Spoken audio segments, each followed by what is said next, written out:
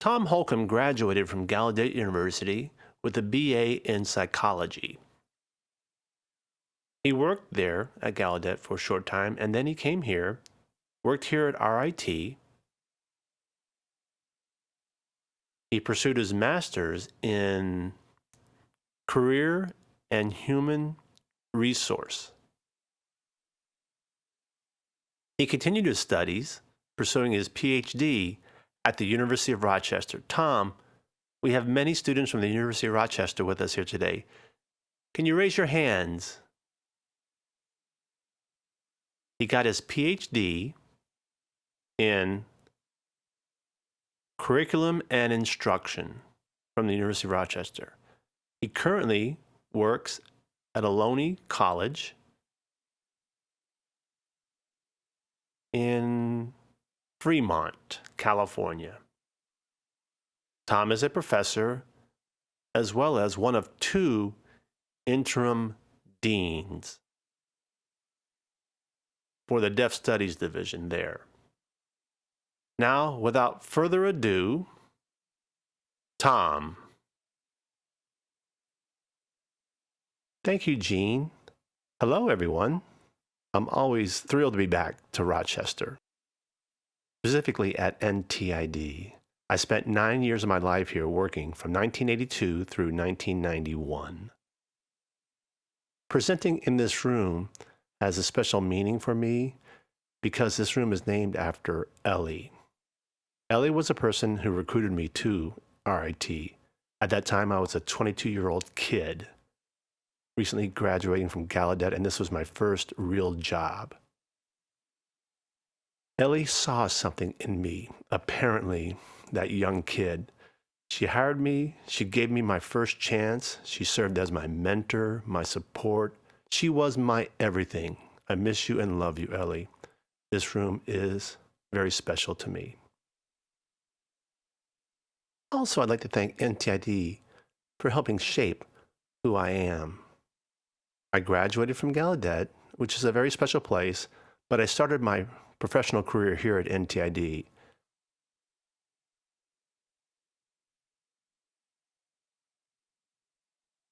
This book would not have been possible without the support of Mark Marshark. Mark Marshark, where are you? There you are. Thanks to Mark, this was a 10-year endeavor.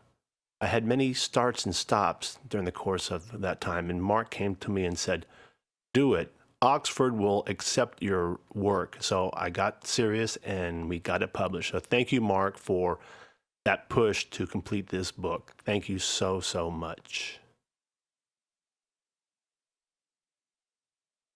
I must admit, this book's title is rather boring. Introduction to American Deaf Culture. Boring.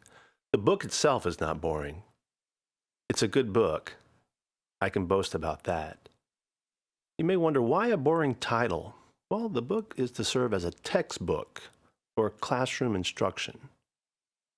In the past, I noticed that most college books, whether we're talking about Intro to Psychology, Basic Philosophy 101, or Biology 101, all have boring titles.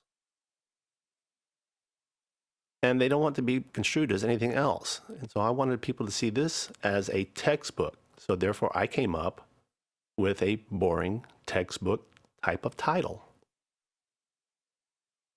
We did not have a real textbook on American deaf culture. There were books about deaf culture, about the deaf experience. And in using those materials for instruction, I had to piecemeal my curriculum. So this book satisfied my personal need for a solid textbook, and hopefully others will find it useful in their classroom as well, and that's great.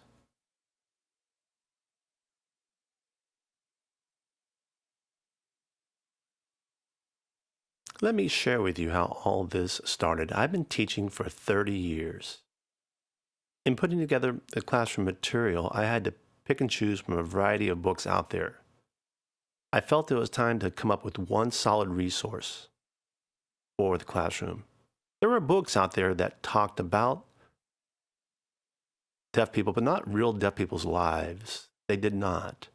It was on the education of the deaf, professional careers of the deaf. What was needed was a book about real deaf people's lives. There were a few books out there, but not many. And I wanted a book that reflected real deaf people's lives. People of contemporary times. Many deaf culture books talked about deaf people in the past. Things have changed. For better or for worse, regardless, things have changed. And in looking at many deaf culture books, it talked about my parents' time, my grandparents' era, my youth, not about modern times. And I wanted something to reflect today's day and age of what deaf people's lives are like. And that was the goal behind this book. My first job was at Gallaudet. I served as a recruiter, touting the merits of Gallaudet, downplaying NTID, making sure that Gallaudet was seen as the better choice among the schools. And then I happened to be offered a job here. I remember my first summer, a student approached me and said, "Oh, I thought you said that Gallaudet was a better school." Well, I said, "I'm here." My point is that I had the opportunity to visit many schools for the deaf all across the nation. And it was an aha moment for me. Many deaf people had different experiences than what I grew up knowing. Schools for the deaf, enrollments were shrinking. Mainstreaming was becoming more common. And then when I came to NTID, I even had a bigger wow moment. I realized that deaf people here didn't sign. They spoke orally. However, the biggest bombshell was they were here. Here of all places. Why was that? These were really bright deaf people, mainstream, successful stories, and they came to RIT.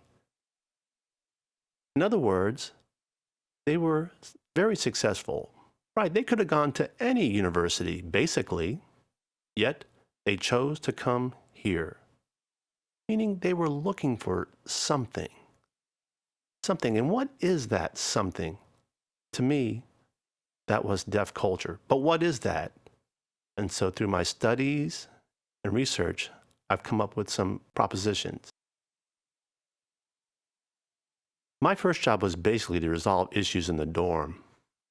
I worked on the student life team here at NTID. I was summoned often to go to the dorms to resolve issues between our hearing and deaf students. Hearing students often claimed the deaf students are so rude, and the deaf students would make the same claim against the hearing students. I found myself in the middle. I'd ask the deaf students, "Are you trying to be rude?" And they said, "No, the hearing students should know better." Meaning there was something fundamentally different between the two groups, and that was a difference of culture. One great example to illustrate this was once I led a workshop. This one hearing student exclaimed how rude and disrespectful the deaf students were. When asked what he meant, the student stated that deaf people make terrible noises in the shower.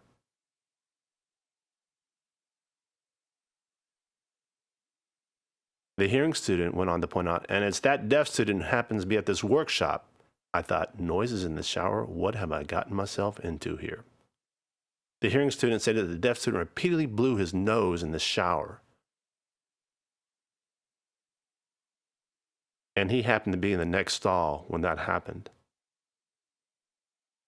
He found the sound disgusting. When asked, the deaf student stated that there was nothing wrong with this behavior since the shower curtain was closed. At that moment, I understood something. Since no one could see the deaf student with the curtain drawn, he assumed he had complete privacy. If the curtains were open, he would not have blown his nose since he would assume no such privacy. I realized that hearing people have a different worldview where one has no expectation of privacy until there is no sound, whereas from the deaf student's point of view, no one has privacy until one is out of sight. Realizing this, I began to investigate and write about this dynamic. RIT was the perfect laboratory for these deaf-hearing relations. At Gallaudet, being in the majority can dismiss hearing people's values. And anywhere else in the world, the hearing majority can do the same to deaf people. But here at RIT, there is a critical mass of deaf people. Both hearing and deaf people can claim a space of their own. As a result, a lot happens here between the two worlds. This is a fabulous place. Next, I went on to work at Ohlone College, where they have 150 deaf students enrolled. I teach 3 different deaf culture classes. One is exclusively for hearing students. I tell them what deaf culture is about. I say so. The tests are based on my idea of what deaf culture is. I teach a deaf section to deaf students, separate from hearing students. I would not tell them what deaf culture is. That's not my business. They are deaf just like me, so I help them process their experiences as deaf people. We have discussions what deaf culture is. I give them the language to express themselves better. We discuss the issue of signing exact English. Should that be banned? Are cochlear implants awful or not? I don't tell them how they should think. We have discussions, and often we come to a consensus.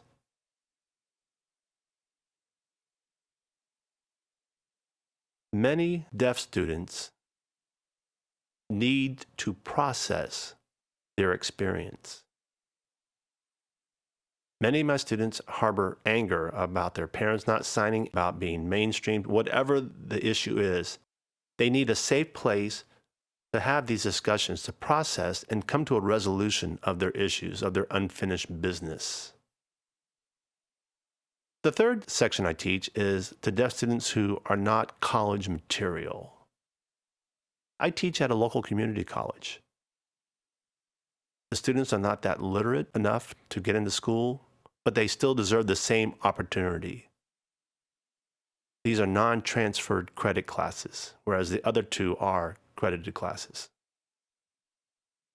So that's what's contained within my book. Deaf people often say, deaf culture is extinct. It's old news. It's old-fashioned. The reason they say that is that deaf people have been fully assimilated into the broader society.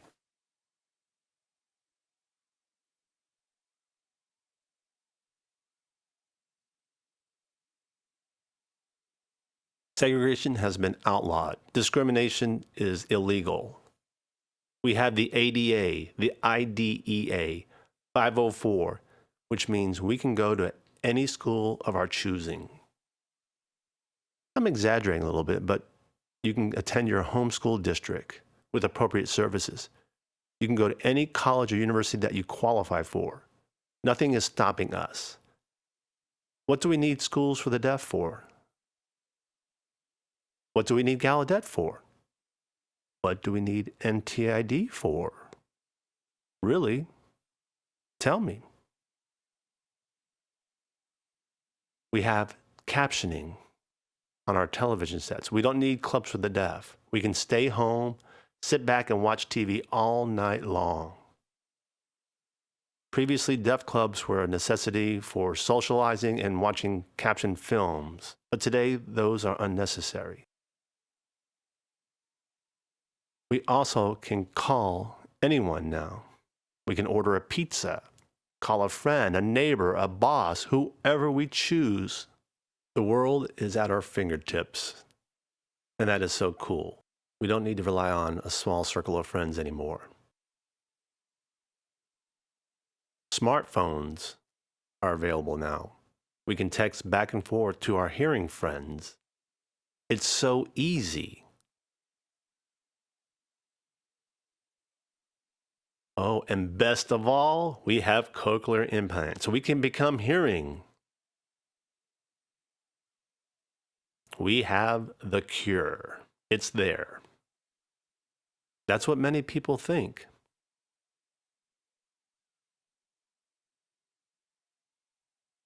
People say deaf culture is extinct. Most books on deaf culture identify residential schools as the heart of the deaf community, the schools for the deaf. What percentage of deaf students attend schools for the deaf this day and age? Maybe 20%, if we're lucky. More like 15%. Most deaf people have no residential school experience at all.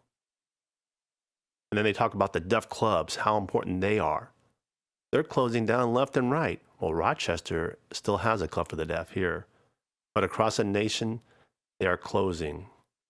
In my home, San Francisco, there used to be 2 clubs for the deaf owned by members, and they both have closed and been sold. They talk about American Sign Language being the key.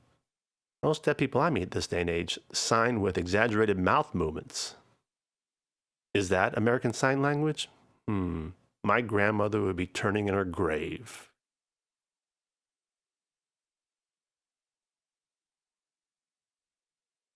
So, most deaf culture books identify those 3 hallmarks as keys to American deaf culture, and that bothers me because, again, a lot of deaf people are here at NTID. They are here. Yes, signing with exaggerated mouth movements, no residential school experience, but they're here. They're in search of something. What is that something? It must be deaf culture, but it's much more than what's up here.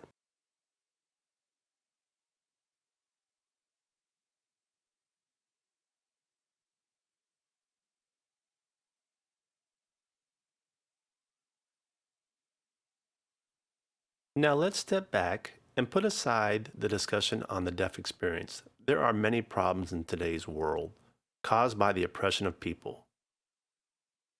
We see this all across the earth when a culture, a country, or a group of people are oppressed and suffering results. When colonialism occurred, someone else makes decisions for you, where your community or culture is seen as less than the oppressors.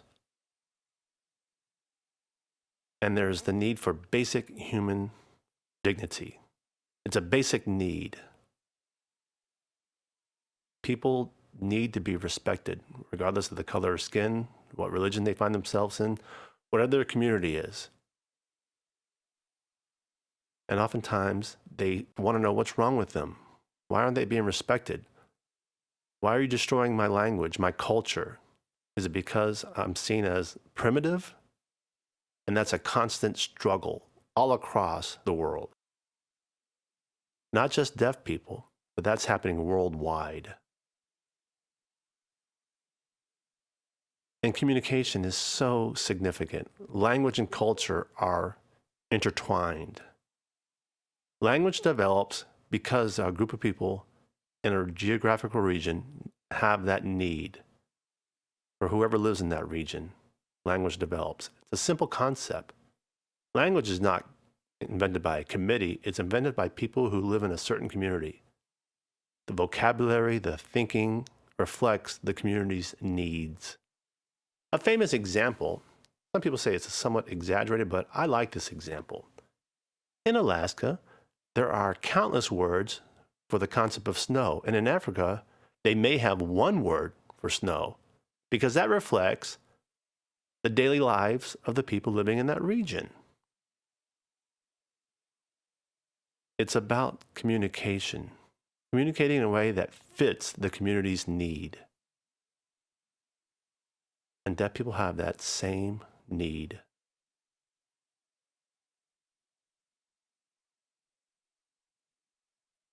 One of the biggest frustrations by people being oppressed is that others make decisions for them. They come to their land and say, this is the way it should be. Think about the Native American Indians, where white people decided their way of life was no good and made drastic changes. We all are familiar with what the results were of that. Deaf people are still suffering in similar ways. Policies, decisions are made by non-deaf people. Still, to this day and age, decisions are made by people who have no business making these decisions in the first place. And finally, everyone has a basic human need to feel good about themselves. Whether you're a woman, a person of color, a member of a religious community, trying to fit within the broader context of the community. So for a deaf person, this means that you're not going to be able to change who you are. Why waste your life struggling and feeling ashamed about who you are? The best solution is just to be proud of who you are. And deaf culture serves that purpose. Black culture serves that purpose for Black people. Be proud of who you are. It's a basic human right, basic human need. It's rather simple, and deaf people are no different. We just are human beings like everyone else.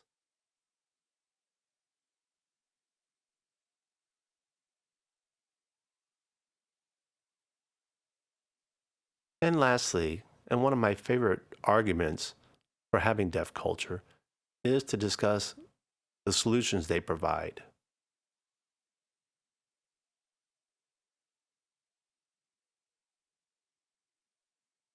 We've all seen a myriad of definitions of what culture refers to: clothing, religion, language, and this is my favorite.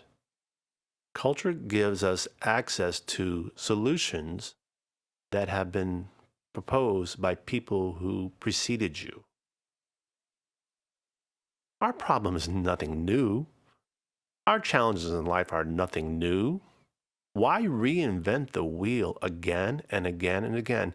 People in the past have gone through the same challenges and have come up with solutions and have passed them down from generation to generation so that our lives are so much easier. When we're born, we don't have to think about what is right and what is not right, what is proper, what is improper. We have been taught based on solutions that have come from people preceding us, and we are indebted to them. Thank you so much.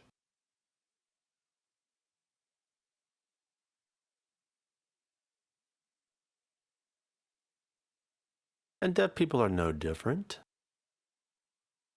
When a child comes into the world and they're deaf, it's not the first deaf baby on earth. And the parents' reaction, it's not like they're the first parents having to deal with a deaf child. And they act like they're the first parents dealing with a deaf baby. Come on. Deaf people have been dealing with hearing parents who are ignorant, who make bad decisions for years. And we have come up with solutions to deal with the stupidity of people around us. The solutions have allowed us to live a good life in spite of hearing people. No offense, but it's so true. In spite of hearing people, we manage to live productive lives. We have our own culture that is so good that many of us want our children to have similar experiences. They often say, you have a deaf child, you are so fortunate, you are so lucky. Everything else you read, whether you're talking about special ed, the disability community, oftentimes identify deafness as one of the worst disabilities on earth. It's so true. They always rank first or second as deafness being the worst debilitating disability out there. So unfortunate, so sad. Whereas deaf people say, I hope my child is born deaf. What? And I applaud deaf people for finding solutions to us not being able to hear and to still live a productive life. I cannot understand why parents don't want that, don't want those solutions out there. They're ready-made, but they deny them. There's something wrong with this picture.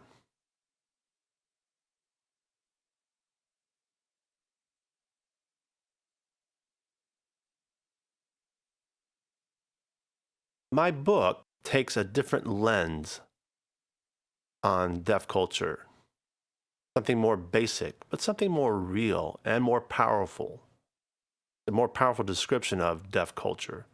And I hope that you like it. Before I proceed, I want to clarify something about my book. I don't want this book to be an endpoint, be considered the Bible of American deaf culture. It's this way because Tom said so. Instead, I hope that you use this book as a kickoff point, as a starting point for your discussion. If you have different ideas, different thoughts, that's great. Let's talk, because we have so much more to learn. My experiences in California may be different than your situation here. Our ages are different, or different generations. Who knows? So please present this book as a starting point for your discussions. Or you have a better way of describing culture? I'd like to hear it. Please share.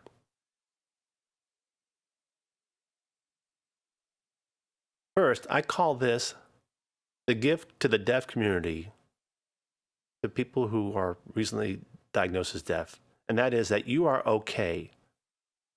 The residential schools served an important role for a deaf person who first encountered other deaf people at the school and realized that, oh, I'm okay. I'm okay. There's no more doctors having to prod my ears, giving me speech lessons. Well, we still have speech lessons, but you spend time in the dorm at the schools of deaf. The kids didn't care whether you could speak or not. They didn't care about that. They looked at you and they judged you based on your personality, on your relationships with others, like anyone else. Everyone deserves that, to be judged for who they are, not because I can speak or not, I can hear or not. That's ridiculous. But that's the story of our lives growing up. My worth was measured by my speech, by my audiogram. So within the deaf community, there's more to you than whether you can hear or speak. And that's the gift from deaf people, and it's needed. The residential schools are no longer out there. So where do you get such support? Places like here, NTID. The students come here and they question, am I okay? In my deaf culture classes, I'm often asked, am I okay?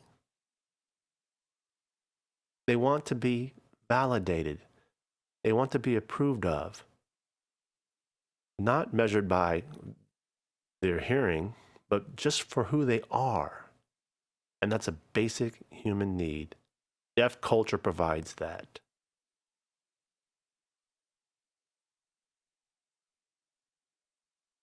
Deaf culture is also very strong in allowing us self-determination. The Gallaudet protest is a good example of that. The deaf community is another good example of that. We'll talk more about that in a minute.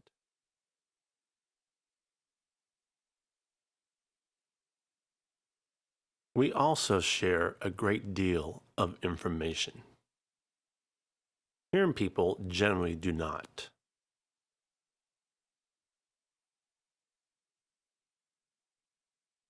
The reason we share so much is that information is hard to come by. Most parents don't sign.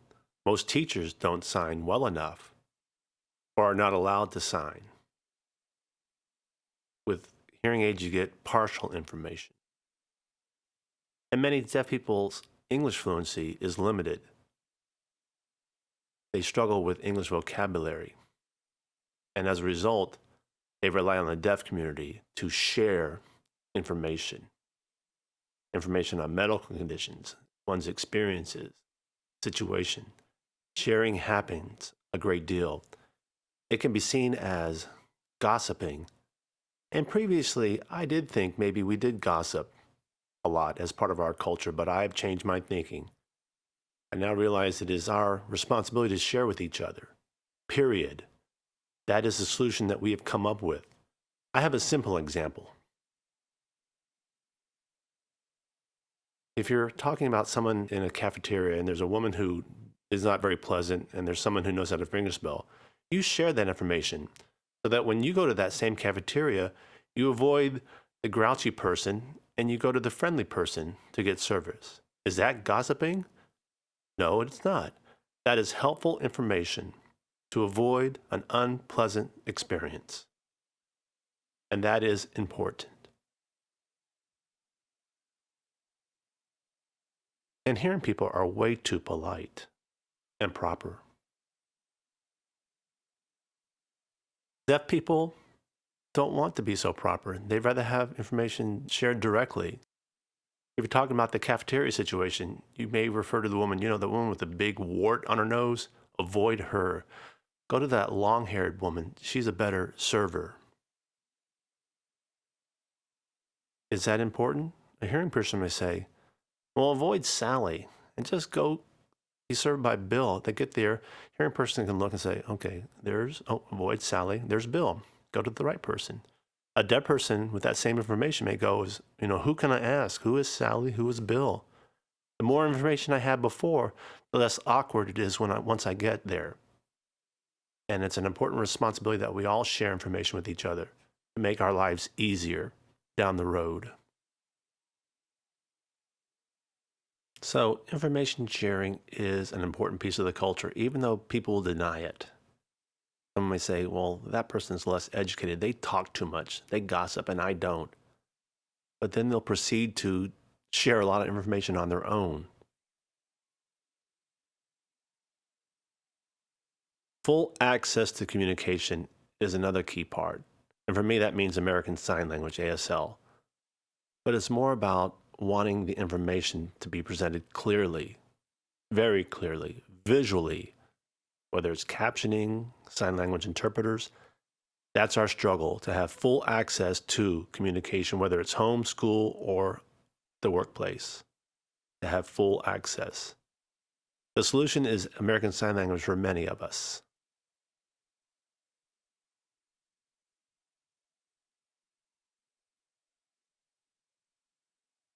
Deaf people typically reject the label of being called disabled. I'm not disabled. I'm normal. I'm just fine.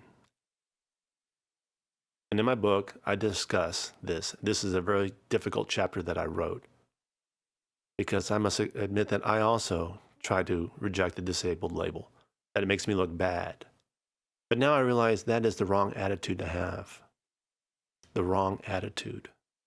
Simply wrong. We must fight for the dignity of everyone. Everyone. Also, hearing people look at us as disabled, period. So the question is, why are we so adamant against that label? And it's because of our solution. We grew up being seen as disabled, needing a fix here and there, that something was wrong with us. But we now realize that within the culture, we don't need a fix, and therefore we're not disabled. With that understanding, people understand where I'm coming from. The challenge for us, though, is to look at our own attitudes about the other disabled people in the community. They deserve respect and dignity just like we do. And that's hard for me, too, to understand that. But it's part of my growth to understand the world better.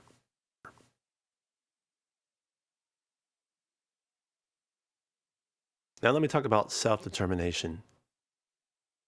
Deaf people have a long history of self-determination, starting with the first school for the deaf in America. It was established by a partnership between a deaf person and a hearing person. We had Thomas Gallaudet and Laurent Clerc come together.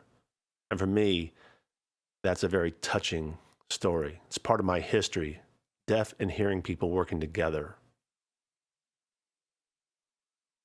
And in the world, many of the schools for the deaf were established because of hearing people having pity for deaf people, trying to help deaf people. But the American model has been one of deaf and hearing people working together from the very beginning. Hold that value. There are about 10 charter schools that have been established across the nation. You see, before, the schools for the deaf were not deaf-centered. Most residential schools did not respect the deaf agenda of those 4 basic values. They did not. They simply did not. Deaf people have given up on those places and established their own charter schools. All 10 charter schools are bilingual, meaning American Sign Language and English are giving the same support. Hearing and deaf people are working together collaboratively, and that's part of the history that continues to this day.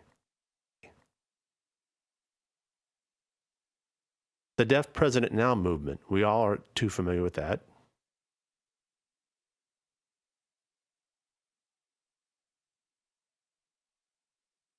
Many organizations for the deaf were established in America because of the need for self-determination. We took care of ourselves. For example, the NFSD, the National Fraternal Society of the Deaf. That was an insurance company established in 1901. It was established because deaf people could not purchase life insurance. The reason being is that insurance companies saw deaf people as a risk, that they died early, young, because of their disability, because of their sickness. And so insurance companies felt it was a losing proposition to sell insurance to deaf people because of their early death. Deaf people were not willing to accept that they could not have insurance to support their family. Deaf people decided to take things into their own hands and say, forget the insurance companies. And they established their own insurance company, the NFSD. We take care of our own. It's not about hating hearing people. It's about protecting our culture, our community. It's that simple. That is our legacy. And also, clubs for the deaf served a really important role for many years. It was a refuge for deaf people. You work out in the hearing world, you spend time with the hearing families, you come to your deaf clubs, and you have a moment of relaxation. They built their own clubs all by and for deaf people. Many deaf clubs were paid off, did not carry a mortgage. That lasted for many, many years until recently with the demise of the deaf clubs. And they did that because it was a way of serving ourselves, self-determination. Just recently, we're seeing more and more retirement communities for the deaf being built. Enough of hearing people, really, enough of poor communication, enough of the same old, same old. At the end of one's life, you want to have people that you can communicate with.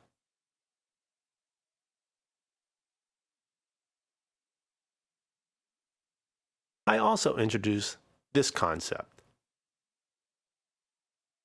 All cultures have rules. What is proper, what is not. For example, being direct.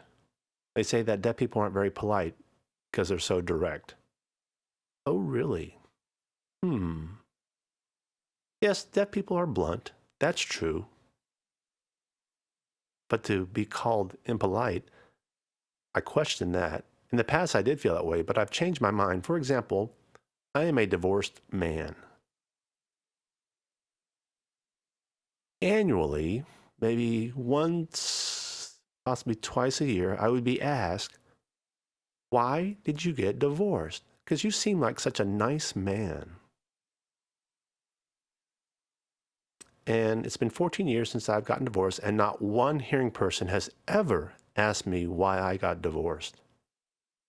Is that part of deaf culture? Once or twice a year, I'm asked. Most deaf people don't ask me that question. But on that one or two occasion, I would be asked, and I would think, well, that person isn't well educated. But I've changed my thinking on that. It's about information sharing. When a person asks me that question, probably in the back of their mind, they're thinking, well, my parents got divorced years ago. And they told me that they got divorced because Daddy and me were fighting all the time, and we didn't love each other anymore. And that's all they got. And so they were probably wondering why they got divorced, whereas their hearing siblings knew that things weren't going well, that there was loud arguments. But the deaf person did not have much information. I guess they argued and they got divorced. And so by asking me, they were probably wanting to know why their parents got divorced. It's more about their parents than about me. The first time I was asked, I replied, it's none of your business, but I've changed on this. Now I will share, well, a marriage is hard. Whether you're looking at a husband and wife, They were raised different ways, and they come together and they have to compromise constantly. And sometimes it's difficult. For example, maybe one's a big spender, the other one's quite frugal. Who's right and who's wrong? Well, maybe somebody's a clean freak and the other person is sort of lax on their cleanliness. Somebody likes to go to bed at 10 o'clock, whereas the other person likes to stay up all night and watch TV. Right or wrong, it happens. And the person may reply, well, thank you for helping me understand why my parents got divorced, because I never knew why my parents got divorced. Again, that's information sharing. They want to know who they can ask to get information. It's not being direct, blunt, or mean. It's just desiring information. Once or two times a year, I was asked,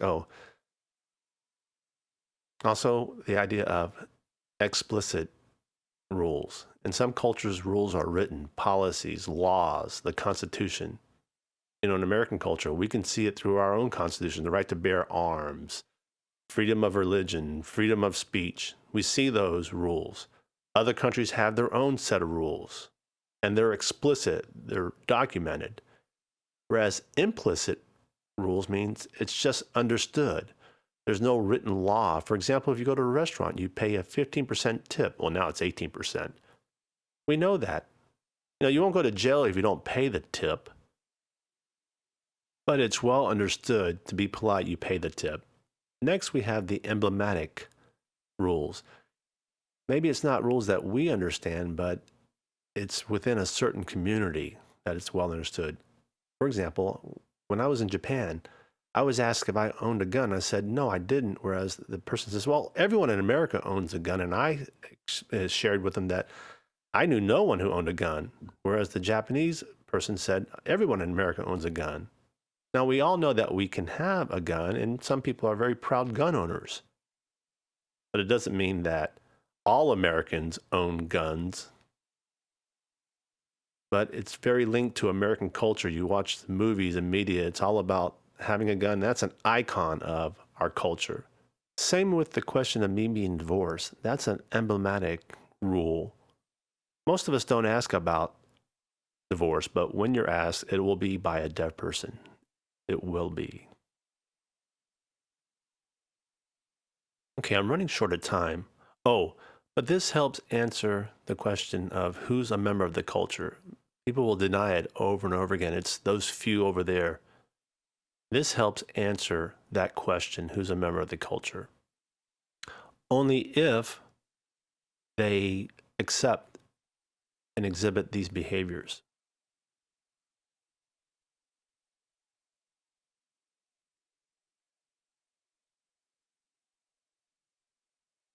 The deaf community is extremely vibrant.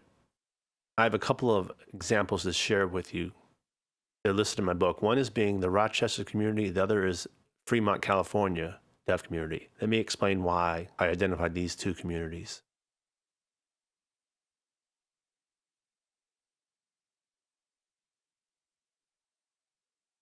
Fremont, where I am from, has a very active, strong deaf community. Incredibly so. Its anchors include a deaf club, all established by California School for the Deaf students. There's a long history of brilliant leaders coming from that school. Today, most of the leaders came from mainstream programs, which is not true historically. The schools for the deaf provided those leaders. And as a result, history has provided these leaders who have established organizations and services for the deaf community. For example, the president of the Deaf Club is from a mainstream school, and that's no problem. But historically, the leaders came from the School for the Deaf. Here in Rochester, it's very different. Rochester has a very vibrant deaf community, countless organizations. Who established all these organizations were formal students who were raised orally. Many of them, they came to NTID, they did not sign, they tried to speak for themselves, but gradually they became members of the community, the culture. They even established their own baseball team for deaf players. They set up churches for the deaf where they didn't want interpreters. They wanted a church of their own. These are leaders who were mainstream and raised orally, but they found themselves here. There was something here, and it wasn't the residential school or deaf culture as we traditionally had known it. It's more of self-determination and deaf identity, whereas Fremont was the historical anchor. NTID and Rochester is more the contemporary example. Many of your organizations here at Rochester are relatively new, but they both are anchors, and I find them both very fascinating. They meet the basic human need. There's very little difference between the two.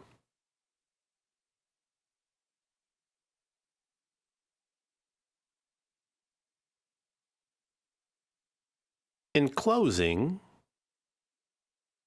I'd like to talk about my last chapter in the book, and that has to do with the future of the deaf community.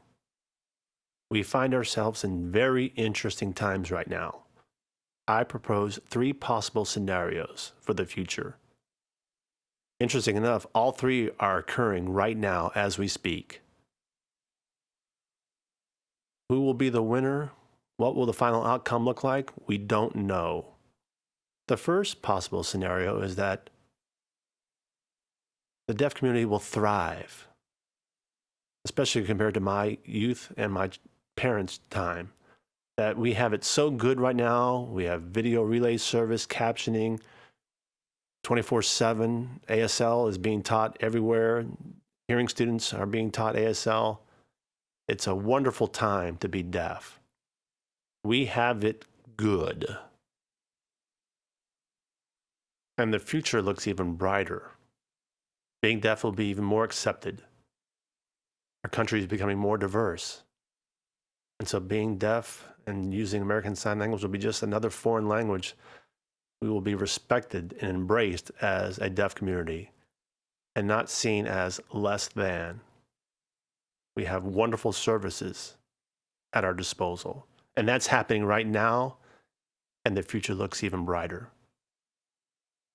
At the same time, we have the cure for deafness getting closer and closer and closer.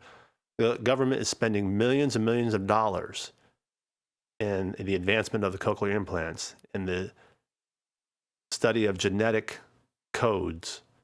Research is happening. So within our lifetime, what does that mean for us? It's coming closer and closer, and every generation is seeing more medical interventions proposed. The fix is not there yet, but will it be there one day? Who knows? Will we have fixes for visual impairments and hearing impairments? Will the deaf gene be discovered and eliminated? Millions and millions of dollars are being spent on these projects. Could we be the last deaf people on Earth? Good or bad, that's up for debate. The third possible scenario is that the deaf community is changing. What we currently have will not be the same down the road. Look at the residential schools for the deaf. Most schools for the deaf today do not serve the regular deaf student with no additional disabilities. Most of the schools serve those deaf students with severe disabilities, including blindness, emotionally disturbed. Your average deaf person will be mainstreamed. And with the cure being out there, most deaf babies are a result of premature births or mothers who are addicted to drugs, and they come with severe health problems. And that's happening currently. Most of the schools of the deaf are serving students of that sort. Is that the future of the broader deaf community? Well, we'll have the fix for your typical deaf person, and so you'll have less of those. That's happening right now. And so I close with that thought. What does the future hold for us? All three scenarios are happening right now, but nobody knows the future. So basically, that's what my book is about. The lives of deaf people in contemporary times. And my belief that the deaf culture is as strong and vibrant as it ever has been, but in a different form, much different, still strong and vibrant. Thank you so much for your time.